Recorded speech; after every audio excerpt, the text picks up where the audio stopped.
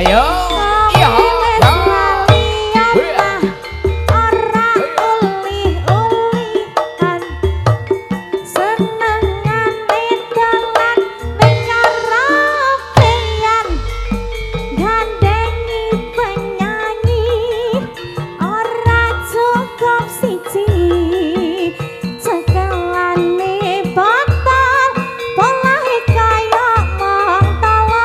Mas Pelo rada nyedakno. Kaya Mas Joko kae karo kan. Kaya Adi Jaya iki.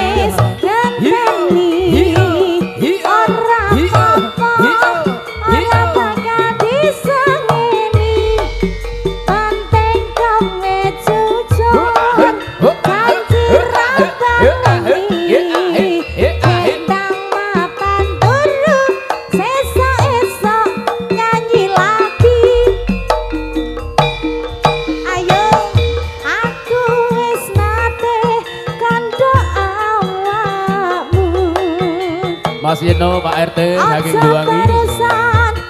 Mas Supri, RT saking Kuniran.